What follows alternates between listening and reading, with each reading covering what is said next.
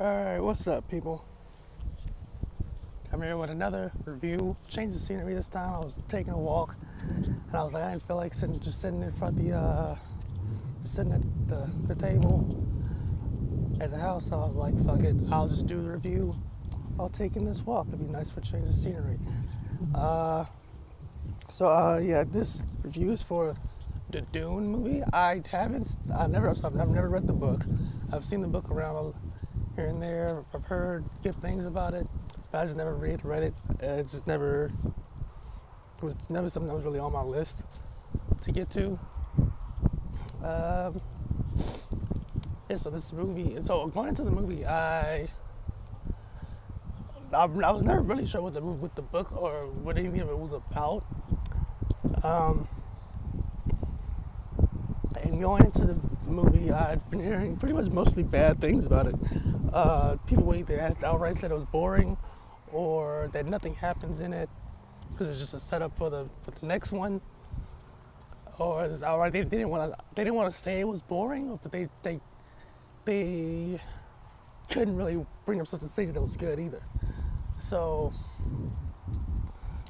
I kind of already knew what to expect going in, and I would say there were, like, at the beginning, I almost turned it off, but I stuck with it because it was interesting enough to keep me watching the whole thing.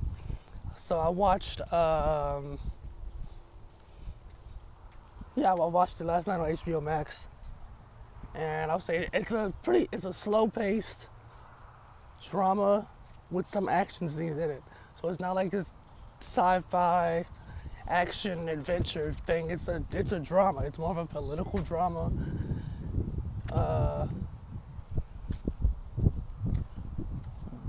Set in a sci-fi setting on different planets and shit. I think it's different planets. And there's some action in there. I would say, it would straddle the line between boring and interesting enough where it was so slow that it was somewhat boring sometimes, like especially near the beginning. But then once I really once I understood enough of what was going on, it was interesting enough to keep me watching. Another thing that drew me in was so I had like an interesting cast. It was Batista, it was Oscar Isaac, who when I first seen him on the screen, I was like, I know I recognize the dude from somewhere. And I couldn't figure it out because I kept picturing him in my mind with, like, looking younger and without the beard. I was like, I know him from somewhere. I was picturing him, but I couldn't picture where get where I had seen him from.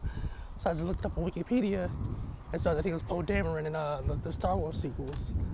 So yeah.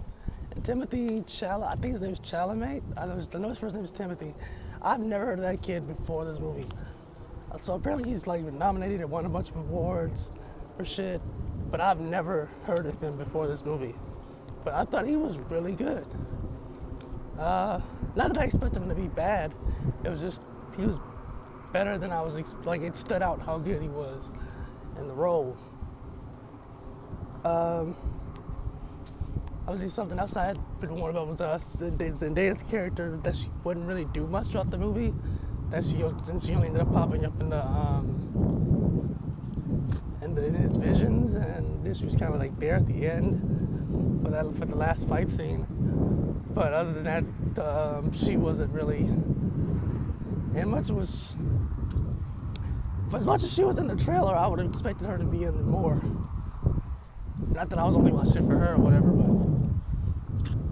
that was and I know a lot of people, something else people said that there was nothing in the trailer or in the promotional anything that hinted that it was going to be a part 2. That people apparently went to the movie thinking that this movie would tell the whole story of the book, and then people didn't realize that it was going to be they were breaking the book up into multiple movies. Which I think if that was, I didn't really pay attention enough to the marketing to know that or not, or I didn't look into it beforehand. But if they did do that, then that is kind of shitty.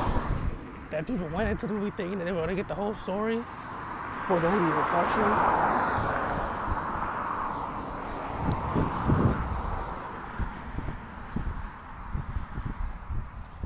Yeah, I would say it was interesting enough for me to watch the next one when it comes out, whenever they come out with the sequel. I'll watch the next one.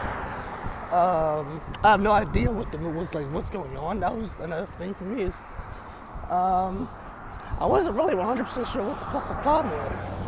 I mean, I kind of get that the main character, Paul, he's supposed to be like some type of chosen one. He's having visions about shit that's gonna happen in the future, and he saw his own death, so he might die. I don't know. I haven't read the book. Don't spoil it in the comments if you have. So yeah, so like, what's his face? The dad, obviously this is spoilers and shit, but so if you haven't seen it, you don't want any spoilers, you don't want to click away. But yeah, his dad dies, and Jason Momoa's character dies. And I was like, so what the fuck are they gonna do in the next one? If these people are dying, and like, so what even is the plot of the next movie? Like, what even is the plot of the entire story in general? I just get that he's a chosen one or something, but I don't know what he's supposed to be chosen to do.